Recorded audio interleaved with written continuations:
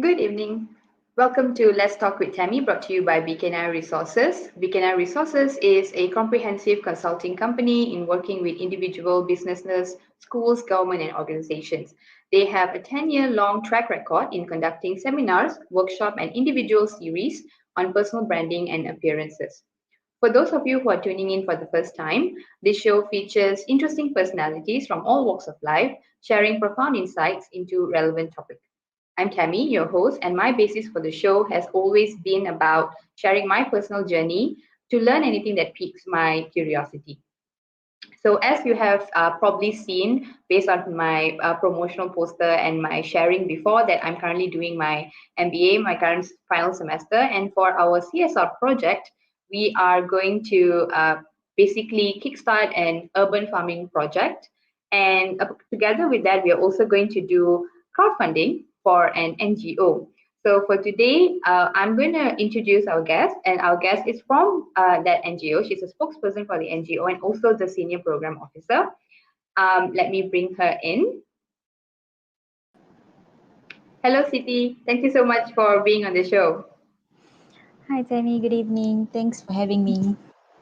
So before we start, I would like to read out your profile so that everyone is aware of what you're doing currently for the NGO and what NGO is that is.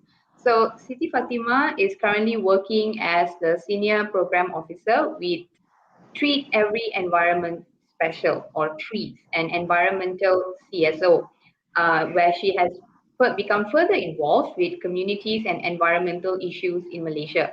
Her past experience working with experts in the environmental engineering and architectural fields has given her a broader perspective, and her passion and enthusiasm for the health of society and environment continues to grow, and she firmly believes that anyone can make a difference. So, Siti, thank you for once again to be on the show. I think one of the main reason I really wanted you so that we can have this sharing session is, of course, to create awareness and to introduce trees to people who may not have heard of it before, and so that people would be willing to crowdfund for our cause and to help and further your mission and the projects that you're currently undergoing so far. So, just as an introduction, can you tell us more about the origin of trees and what are its objectives? Because I know based on your profile, I know that it has been established in 1995, and that's quite some time ago. So, how did it come by, and what are its objectives? Thanks, Tammy. Thank you again to Tammy and friends for selecting trees as one of your beneficiaries. So, about trees, as you said, we were founded in 1995, and it was Mhm. founded by three women because they saw the pressures on the environment in Malaysia that is Right. linked to our urban lifestyle. They were Mm. also very concerned about our forests because they were under constant threat from logging, mining, infrastructure projects that's coming up, and it was leading to a lot of environmental issues like pollution and fragmentation. Right. So we see opportunities to connect people with nature, showing how their daily lives can impact the environment and how they can actively change their daily lifestyle for the better. So if you can see in our logo, you have empowering communities, protecting the environment. So that's what we do by raising awareness and partnering with groups and communities and develop programs that engage and mobilize people to become actively involved in conserving the environment. So that's what our objective is, to reach out to the people and Mhm. seeing how their daily lives impact the environment and how they can change it to make it better. Okay. And earlier, when I was like reading through your profile, right, it says that Trees is an environmental CSO. What is the difference between CSO? What is an NGO? Is that could they be interrelated or are they two different things? Okay, CSO stands for Civil Society Organization, while Mhm. NGO is non-governmental organization. For us, we are CSO because we work closely with the civil society.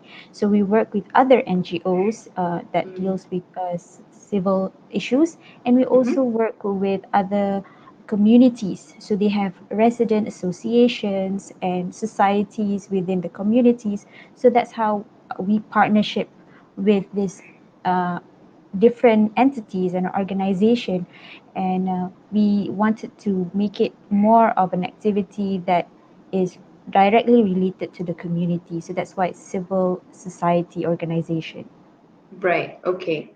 So what are some of your milestones? Because it's been 25 years now, right? So what are some of your milestones? Yeah. So basically, one of the biggest milestone was the establishment of Taman Warisan Negeri Selangor, or Okay. as Selangor State Park. So it was a Mhm. joint collaboration between the Selangor State Government and trees in 2017. So this Wow. area, the state park, has over 108,000 hectares of area. So this Mhm. area is protected and gazetted, and it's bordering Pahang, Perak, Negeri Sembilan. So you can see from Hulu, Langat, all the way to Bukit Fraser. So it's a huge area. So it's been established as a state park. And then we Right. also pioneered a community recycling program in the late 90s, which Mm-hmm. have been replicated by Malaysian governments, public and private organizations across the country. Wow. Okay. So how does the upkeep and everything goes? Is that under trees as well? Taking care of that reserve and everything? So the establishment means that we wanted it to be gazetted, to be Mm-hmm. protected. So that Mm-hmm. means people can't develop on that area. So Right. it's, as I said, it's a collaboration between the state government. So they Mm-hmm. have to make sure that Mm. the area is protected. Right. So we are just saying that you need to protect it. It's Mm-hmm. written, it's gazetted, so no one Okay. can just simply develop the area. How about the area? Like, does that involve orang asli settlement within the area as well, or is it just forest? Yeah, that's a very good question because there is another situation in Kuala Langat Utara where Mm-hmm. the forest has an orang asli settlement. So the Right. gazettement for the forest Mm-hmm. and the orang asli, they wanted it to maintain. So Right. that means the forest is gazetted and the area for the orang asli is also gazetted, and they are Okay. free to do their lifestyle. That means they go into the forest foraging and so on. It's allowed for the orang asli, so they have Mm. a area where it's gazetted. So yeah, in that particular case they are orang asli settlements. In Selangor State Park also, for example in Bukit Lago, there's Mm-hmm. also orang asli settlement. So that Okay. one is not gazetted yet. So the Right. situation is there is a village there, but it's Mm-hmm. not, the status has not been gazetted yet. Right. Right. Are you guys working towards it, or how's that going? Like. So we are working together with the community, the Orang Asli community.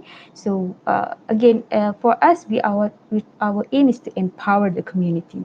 Mm. So for them, we help them. Okay, how do you establish this settlement? Okay, what is it that? How much area is it? So we do community mapping. Okay, we Mm. develop a map where they know where are the boundaries, where are the people staying, where are the people go out and find forest produce, for example, products. So with that information, they can go to the authorities and say, okay, we have an area, we know the boundaries. This is the things that we do in our kampungs and so on. Right. So that would help their case to say, okay, Mm. this is the information and this it's proof that we are staying here. So therefore, Okay. the government will take that information into consideration and makes it a bigger and more stronger case than just Mm. them saying that okay we just live here, right? Yeah, so that's Yeah. how we help the community within the forest area as well. Okay. Okay. So in terms of like, okay, that was such a great thing that you guys are doing in terms of making sure a couple certain areas of the state is gazetted and it's not going to be developed, and where every resources there is going to be destroyed. But in terms of like public consciousness and what are the achievements on that part in terms of creating awareness, reaching out to audiences and stuff like that? Okay, so one of the things I would like to highlight about the communities that we work with, Mm-hmm. is with the school communities. So we have Mm. a program called Young Voices for Conservation. It's an Okay. annual leadership program that was started in 1998. So it Right. has laid a foundation for thousands of young leaders throughout the Mm. years, and it provides a framework for youth to help protect the environment through applied learning and practical training. So it aims to protect the environment. So it's a year-long program and it's very intense. You have to do a lot of research. You actually have to plan things, and I'm sure for you, doing your masters is very structured, right? You know Yeah. what to do, what your aim, your objective, and how to plan everything. So every Right. step of the way, we guide the students. Okay, Mm. first look at your school. What is the problem in your school? And then your water consumption, your electricity use, whether you recycle, how much waste do you produce, all the environment aspects of your school, and then they come up with a report. Again, report. There's so many ways to do reporting. We guide them as well to have a structure of reporting, and then from that they will come up with something that they want to solve. For example, water reduction. So they will Mm. come up with an idea saying that maybe they would want to do a rainwater harvesting system. Right. So they will have to plan what is it, the materials they need, how do they go about it, what are the costs and everything. Again, same as gardening. They want to Mm. start an organic garden because they have a plot of land that is just the biar, it's not doing anything, but they want Yeah. to do something about it. So they Right. propose, let's just do an organic garden. So again, they have to figure out how big of the area they want to plant, what kind of plants they want to produce, or the vegetables and so on. So all of this they have to plan one by one. And we Mm. at Trees, we look at the proposal and we get other experts to look at it because we're not Wow. experts, yeah, right? So we have other people looking at it and guiding the students. So when you do something, you plan it very well and then you are guided as well. So the you will fail, of course, there's a chance of that, but at least you minimize Mm. some of the errors. Okay, so then after they finish their proposal, they actually do it. They actually carry out the projects in their school. So if they do rainwater harvesting or a garden, they have to make sure that they follow their proposal and create that garden or that rain harvesting system or anything, any environmental project they want to do. Right. And then again, once you do something, what is the outcome? So they Mm. have to monitor what is the outcome, how many vegetables did they produce, what vegetables, again, why do you choose those kind of vegetables? Do you choose over avocados, for example, or you choose kangkong, for example? Why do you make those choices? So you have to justify it, report Right. it back. So it's very structured. So again, then they learn this is important. Every decision that they make is important. So that's goes with your daily lifestyle. You know, what are the produce that you choose to buy? Where does it come from? So in this process, they learn all of stuff. Okay, at Mm. the end, they get a lot of other skills, not just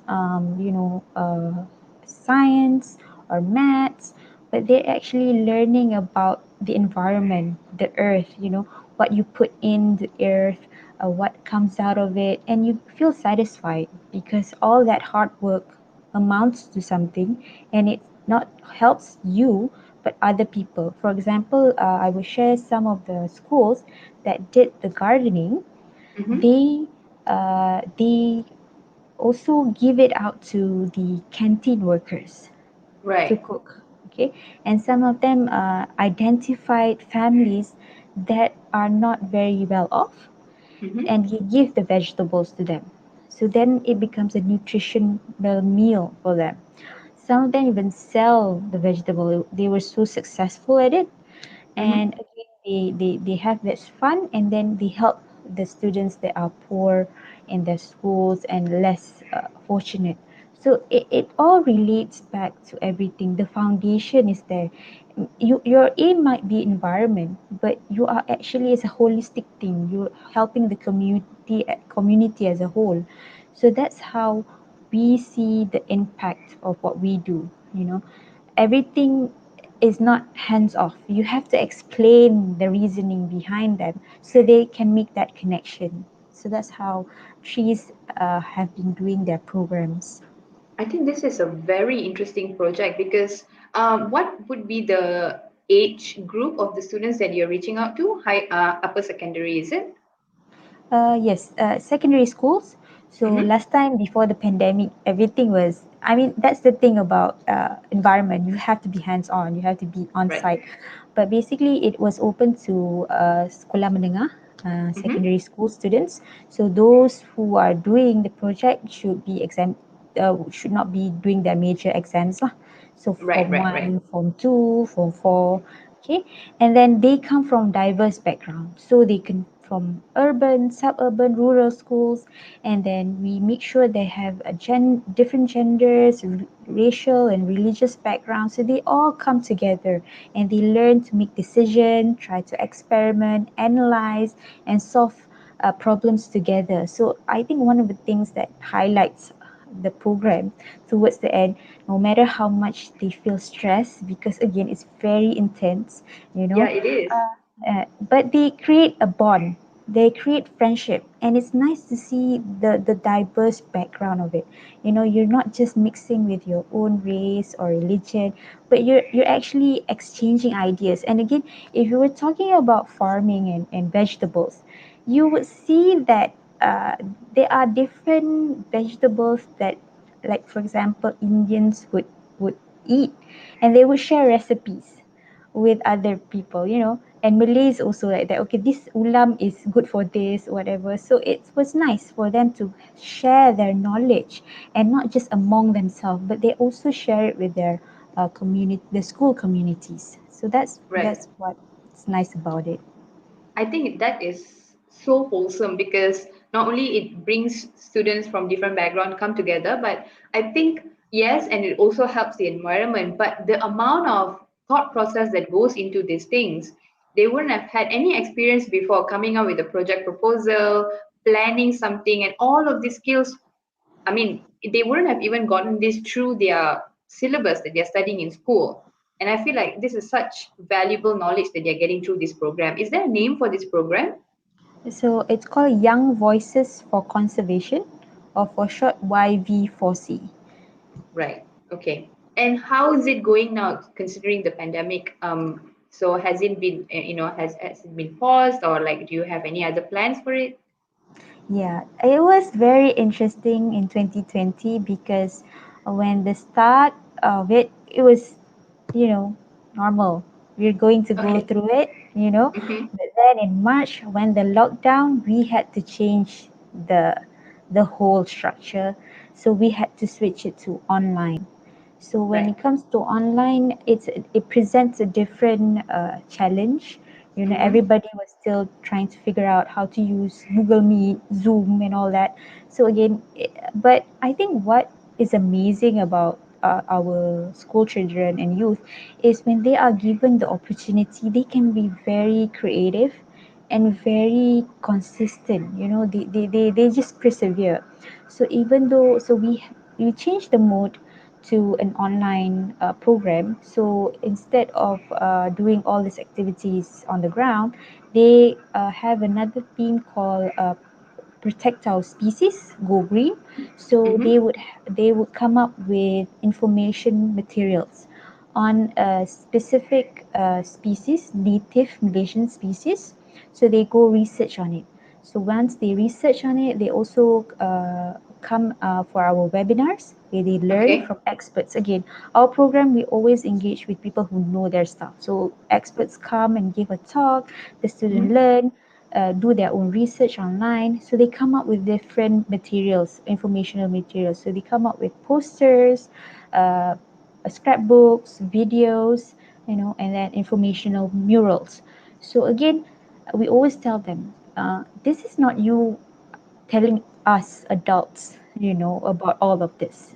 You're trying to empower your own peers. So that's how they design everything, their video, they consider their audience, their own Mm. friends and stuff like that. So it becomes more fun and engaging through their eyes. So that's how we change the program for this year. So yeah, 2020 was definitely a challenge. So this year, we're still trying to figure out how to do it. And again, today I think was the first day of school. Mm-hmm. So we will see what the future holds lah for that program. Okay, okay. So working with all of these things, with all these multiple projects, trying to get people to get on board. So what are some of the challenges while you're trying to achieve your objectives? Has there been any challenges or like, okay, for example, you said that you work so hard to get that land gazetted. Has there been any resistance to it?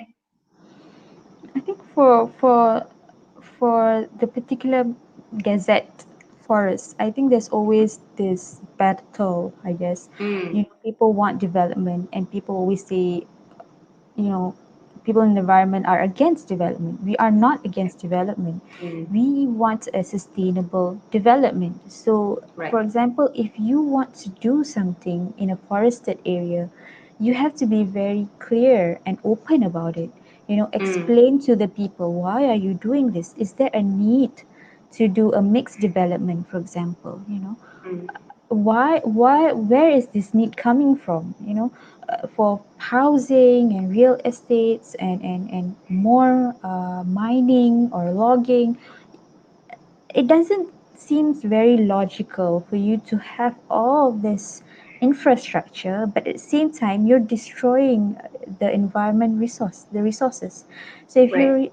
if you're bulldozing the forest, that means you're bulldozing your water supply, because that's where the water comes from, Mm, and that's where your carbon sink is. That's where it regulates the temperature. So everything has an effect. So of course there's challenges.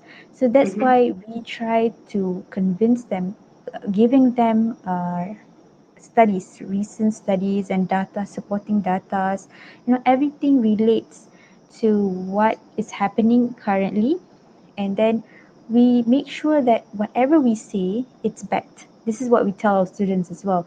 If you want to convince us, you have to try to name your sources. Where are the studies? Back yourself with data. So this mm, is, and again, it has to be open and transparent.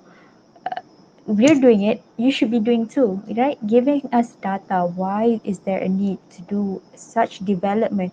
And it causes fragmentation, okay, right. of the forest. And then I think the past few weeks we've been seeing a lot of wildlife in areas where people are living. So that Mm, means their habitat is shrinking because of the forest is being developed.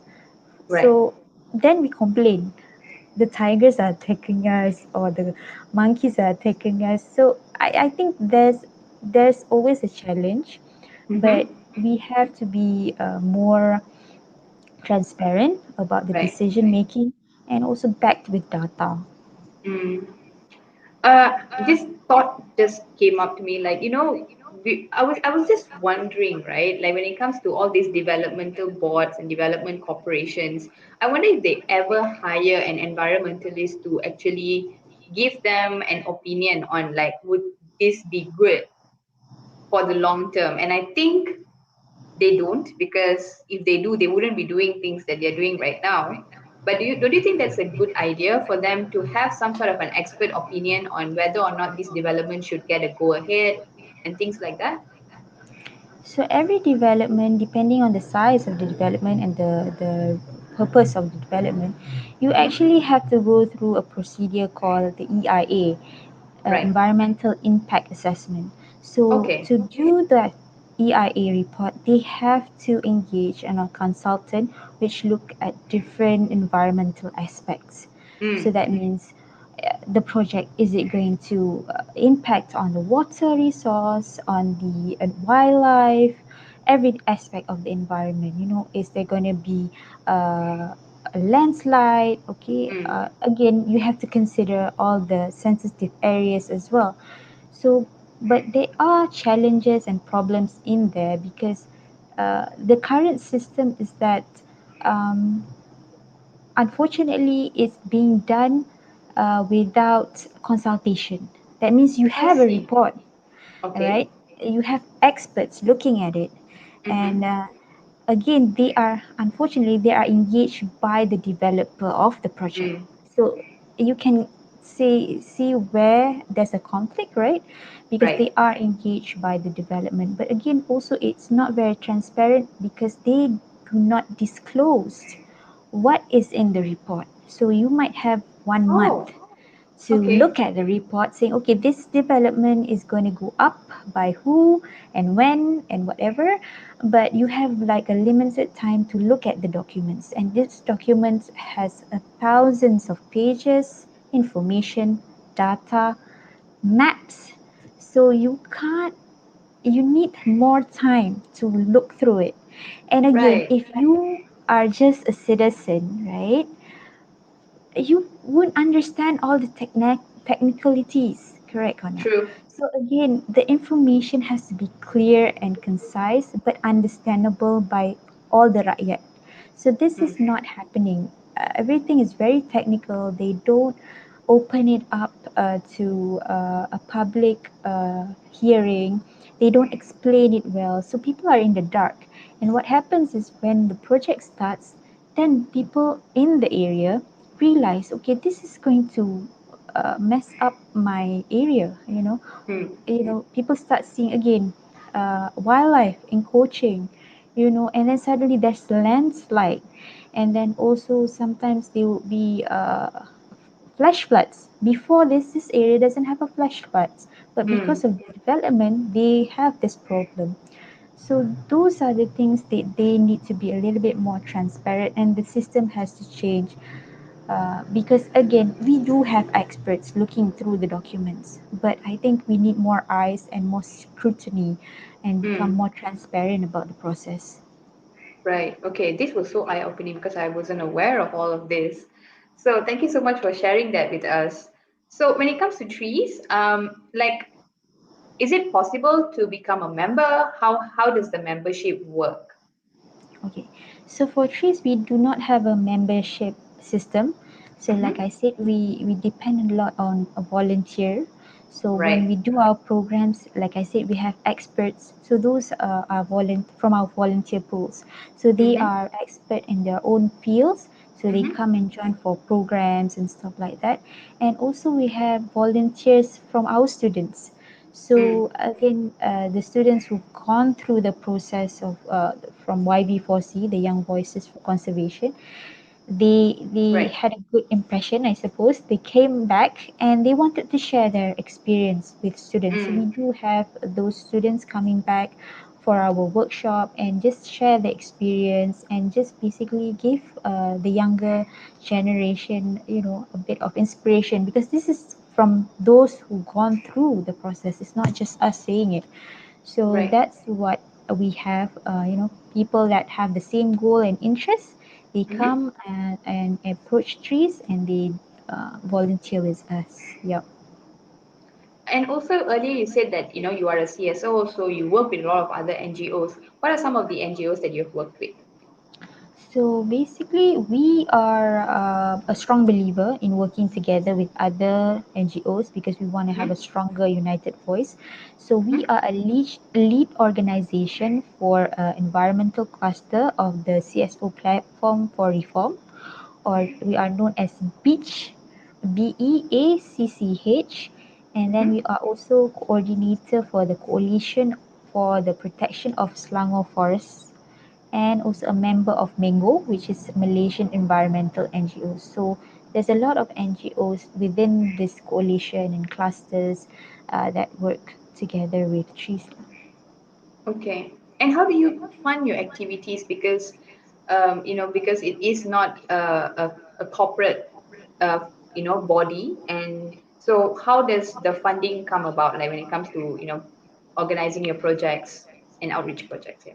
So our programs are funded by corporations that Mm-hmm. collaborates with trees. So they might have projects or they might have intentions to do something with communities.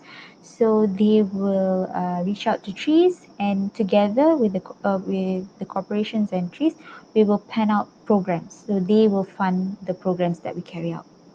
Right. Okay. And have you collaborated with other organizations outside of Malaysia? So outside of Malaysia, we have. So we Mm-hmm. had a collaboration with ASEAN Foundation. So this was during the pandemic.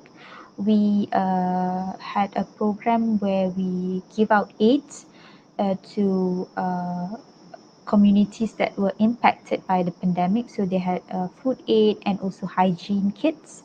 So that Mm-hmm. was with ASEAN Foundation. Yeah. Okay. So earlier we spoke about your achievements, right? And I think that's such an impressive achievement that you've been doing. I especially loved that outreach that you are doing with the schools, students, and I really hope that you would be able to continue that for the coming years and hopefully, on-site programs and activities. So when it comes to, I guess we would come for the final part, which is the urban farming, since we are, trying to promote that. So how would you define urban farming? All right. So when you think of farming, Hmm. traditionally you would think the kampung, rural area, Yes, countrysides, big spaces, big machineries, and it's a full-time job, and we have a saying called membanting tulang. That means it's hard work, right?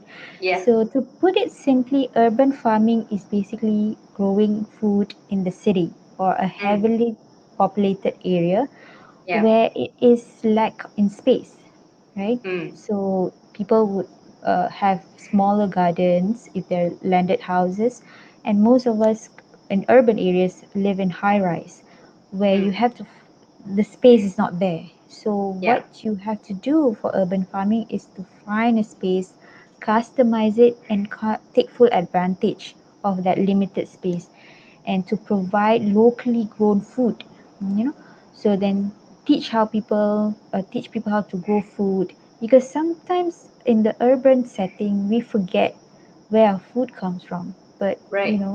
you are what you eat, but you don't know what you're eating.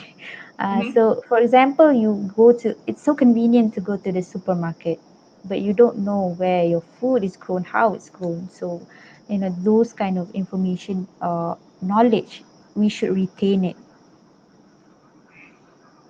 Okay, okay.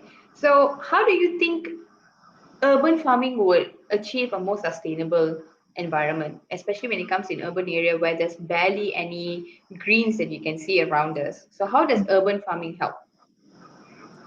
So urban farming helps in terms of biodiversity as well, Mm, because you have different plants.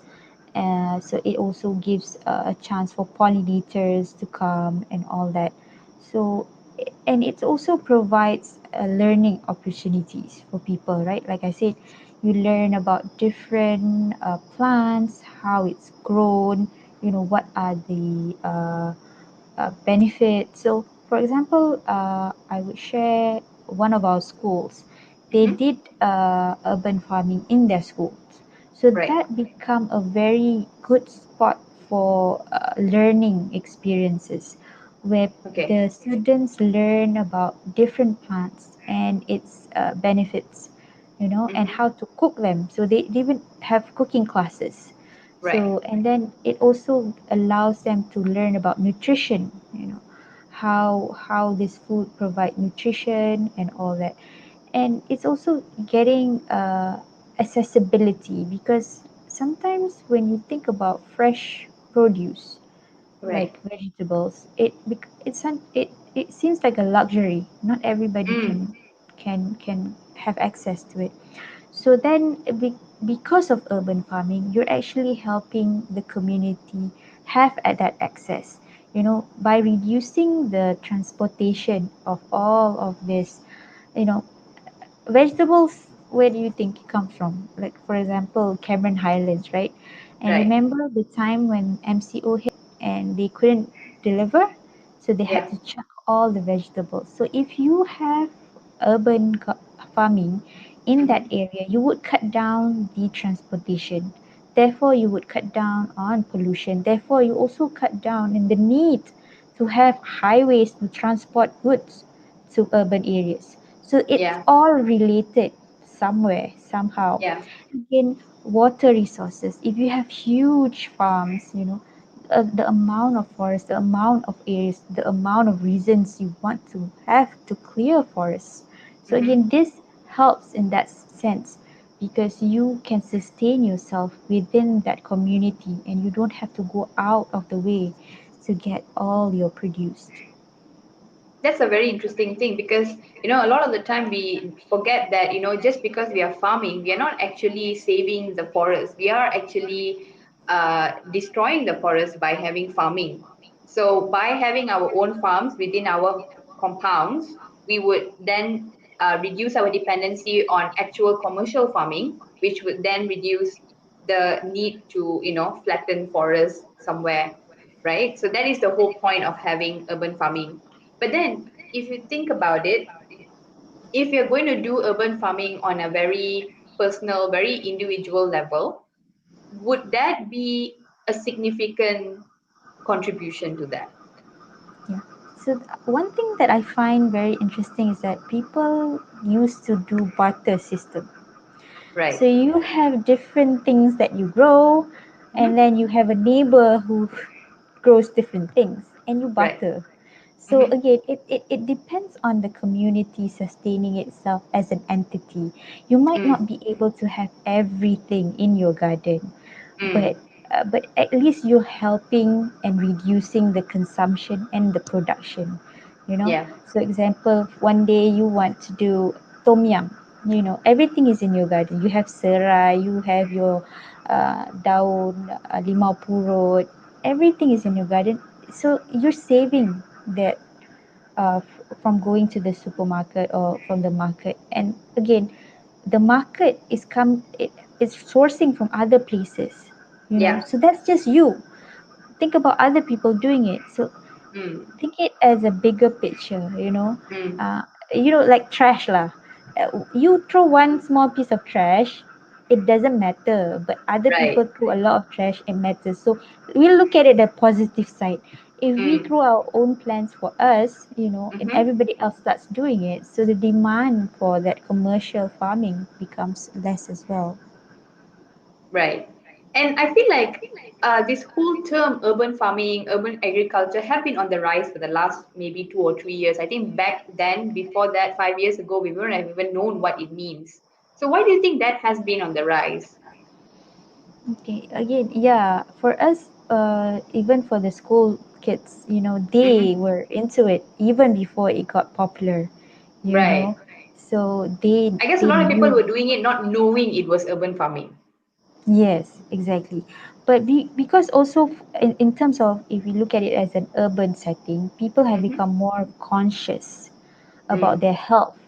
Even in general terms, people are more conscious about their quality of life, their Mm. health, the environment. They want to connect with nature. And I think what's we learned through the pandemic is that you are more connected to everything. You become more aware of your surroundings, and this is why it becomes it's on a rise. And also another thing that we have noticed is the cost of food has gone up. Yep. As I said previously, fresh produce has become a luxury, and Mm. this also limits those who are lower income families with children, and they can't access to nutritional meals. Okay, and also it provides a therapy and learning opportunities. So when you were kids, you play with soil, it makes you Right. happy.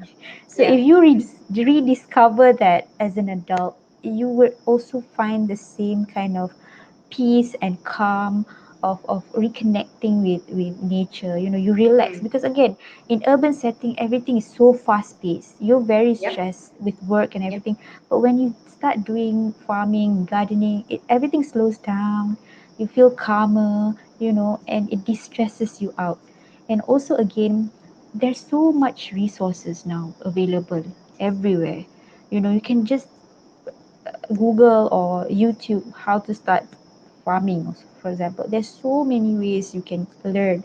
So I think that's why it has encouraged people to go into urban farming as well. Right. And you mentioned earlier when it comes to city dwellers, a lot of us do not live in landed property, right? A lot of us live in condominiums. And what about those people who are interested to start their own urban farm? What are some of the ways they can do that? Okay, so for example, there are a lot of initiatives that is spearheaded by local councils, state and federal government. So for Mm-hmm. example, for the Ministry of Agriculture and Food Industry, they Mm-hmm. have a community garden program, okay, a program kebun community or Okay. kebunity. So those initiatives you can join and they will give you resources and a lot of initiative. There's also MBSA, Majlis Perbandaran Shah Alam. They also have a program Pertanian Bandar where they support uh, the communities. And if you go and look at Facebook, they have a Kebun Community Shah Alam. It's so beautiful. It has a lot of produce and it's just thriving for that particular kebun. And then again in Johor Bahru, they also have a Pelan Hala Tuju and Buku Panduan Kebun Community. So there's a lot of support and initiatives by the government and local council. So that's how people can just look and be active within their community. Again, it's about community and working together and having that benefit, shared benefit together. Yeah. Right. Do you think that a lot of the neighborhood should also start having that? Like, most of the time when it comes to neighborhoods and tamans, they usually have this rukun tetangga, but we rarely see urban farming initiative. But do you think that'll be a good thing to start for each and every, housing areas, housing developments? It's a good start, but I Mm-hmm. also feel like because this is a farm or a garden, it Mm-hmm. requires maintenance. So Right. I feel like you need to have a process where you identify your local champions.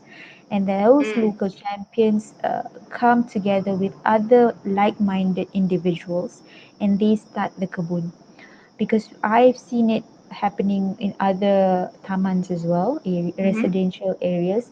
When they Mm-hmm. start, people come and look and curious, asking, apa tu, macam mana you jaga and everything, and becomes, it starts small, but it Right. grows because again, people have to have an interest. It has to be a way organically, I guess, to participate. Yeah.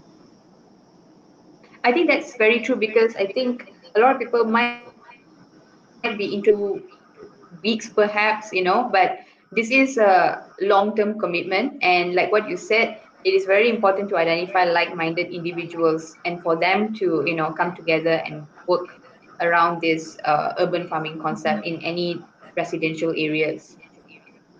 And also another thing that's very important is to have the right guidance, Mm, because you don't want to start something and it doesn't work out and people get discouraged.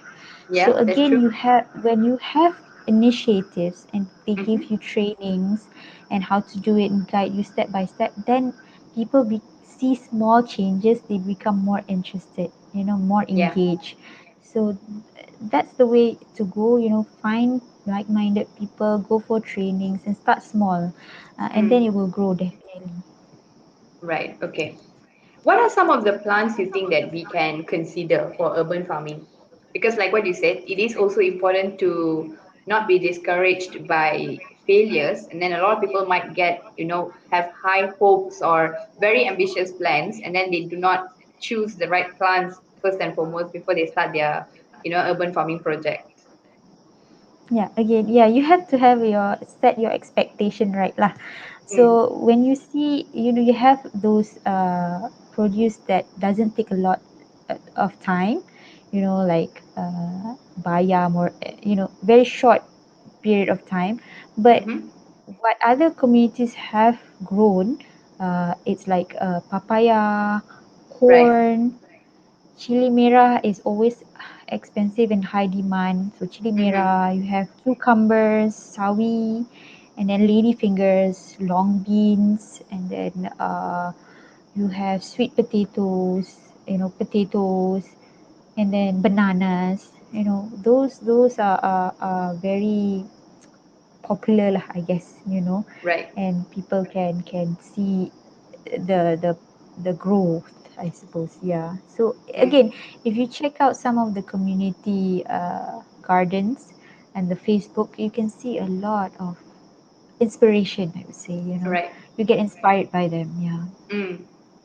So earlier you mentioned about the benefits of urban farming, some of the benefits of urban farming, which is obviously, living in urban area, this is one way to unwind, to have some sort of a hobby that calms you down, and then also at the same time, you help to, create a very sustainable environment. Are there any other benefits that you would like to highlight on when it comes to urban farming? I think most of it I've already touched. Mm-hmm. You have less need to open areas for agriculture. Nutritious and healthier meals are much more Mm-hmm. accessible, Right. and then again, it's accessible in terms of transportation and reduction of all the transportation pollution and etc. that's connected to it.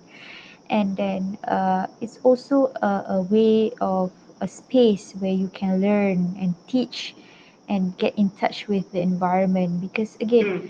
you don't see that the forest that you're destroying is the source of your water, clean Yeah. air, and all that. And you can Mm. have that little oasis in your community, that provides fresh produce, fresh air, a green space, a green lung, you know. And then it's also open up for other communities. It opens up income generating opportunities as well. Right. So if you Mm. see gardens in KL, they Mm-hmm. would have homeless people come and help with the gardens, and then uh, tend the garden. And then also in Johor, they have people who are disabled, coming and tending the garden. So again, it generates income for them, and it gets them in connected with the community, so they're not marginalized in that sense. They're Mm. part of the community, they're greening their areas and all of that. So those are Right. all, some of the benefits as well. Mm. Okay, I'm thinking long term here. Okay, like what happens when, everyone has started to take part in this urban farming initiative. A lot of them have, and it came to a point where, you have surplus of plants at your home and you want to sell and things like that. Would we have to consider food security and the kind of pesticide we might be using? Will there be things like that to be considered in the future if urban farming becomes a lifestyle? Yeah, so that's a good point. What are we putting in our veggies, and we're actually Mm, in the end consuming it. So again, yeah. it goes back to getting the right training. Mm, Finding out what kind of budget, or things that you put in the ground. How to right. maintain the health of the soil, so it can be, it can sustain for a very long time. Last time there's, you switch the produce, right? So you have a period of legumes, and then another period where you have the green leaves, so that Yes, the correct. soil does not get degraded. So Mm, again, that's about getting the right training and education. So mm, if it's surplus, again, you will always be able to help communities that aren't that are in need of produce. But also there's also an opportunity for composting. When you compost uh, your produce that you don't use, it yeah. also goes back to the soil and Mm, makes it healthier as well. right. So that's something that, so you're not wasting anything. You're Right. That's always, true. it's, yeah, you're always recycling it. It's Mm, end to end. Yeah. okay. Yeah, because there's no net, anything that there's like a zero waste thing going on there. Because at the end of the day, even if it's a waste, you still can make it into your compost or fertilizer for your soil. Yeah, Yeah, I correct. think that's a very good point. I think we are almost at the end of our session. So I would like to ask Siti, do you have any message to the viewers on the importance of environmental sustainability? Like on an individual level, what are the things that you think we can do to contribute to environmental sustainability? Because as a single person, as a one-man show, obviously we can't do much in terms of when it comes to the large scale developments that's been going on, but on a lower level, what are things that you think we can help to contribute? Yeah, I think that's the thing. The public still maintains a deep rooted perception that as an individual we can't change, even Mm, though everything relates back to our daily lifestyles.